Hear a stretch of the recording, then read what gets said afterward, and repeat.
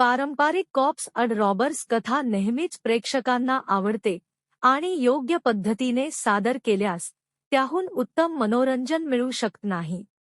यशस्वी होण्यासाठी महत्त्वाचं म्हणजे क्लिशे तपशिलांचा पुनर्विचार करणं, ज्यामुळे कथानक ओळखीचं वाटलं तरी पात्रांच्या सखोलतेत नाविन्य येतं.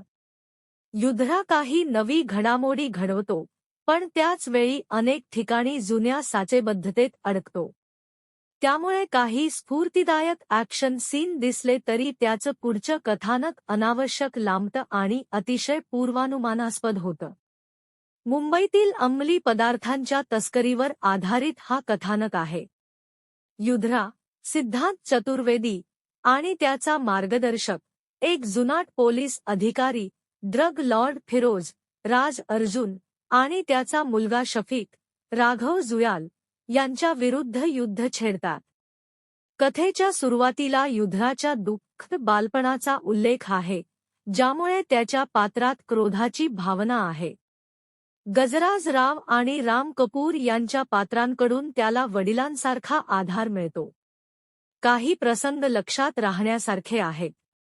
पण नंतर युद्धरा मोठा होतो आणि त्याला त्रास देणाऱ्यांना हरवू लागतो आणि त्याच्या गुरूचे क्रोधाचे योग्य वापराचे मार्गदर्शन मिळते. आणि त्यानंतर कथा नेहमीच्या मार्गानेच पुढे जाते. सिद्धांत चतुर्वेदी अजूनही नवीन असल्याने त्याच्या भूमिकेत थोडं नाविन्य आहे, परंतु काही प्रसंग सोडल्यास तो त्याच्या भूमिकेत फारस काही वेगळं देऊ शकला नाही. खो गे हय हम कहामधील त्याच्या कामाची आठवण येते, ज्यामुळे त्याच्याकडून अधिक अपेक्षा होती. राघव जुयालचा खलनायक असलेला शफीक पात्रात थोडं वेगळं आहे, पण त्याचा वेडेपणाचा आविष्कार आणि उच्च सुरात हसणं आधीच जुनं वाटू लागतं. किलमध्ये त्याने चांगलं काम केलं होतं, पण अशा अभिनेत्याला नवीन कथा आणि दमदार लेखनाची गरज आहे.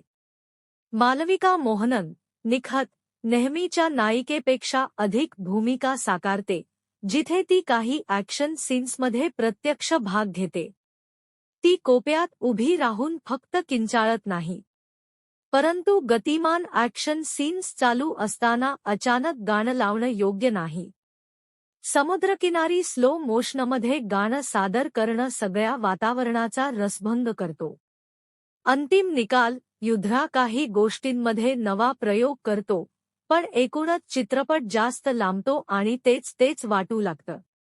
अंतिम निर्णय 5 पैकी 2. तर मित्रांनो, हा होता युद्धरा सिनेमाचा रिव्ह्यू. तुम्हाला हा रिव्ह्यू कसा वाटला हे कमेंट बॉक्समध्ये नक्की सांगा. आवडल्यास लाईक आणि सबस्क्राईब करायला विसरू नका.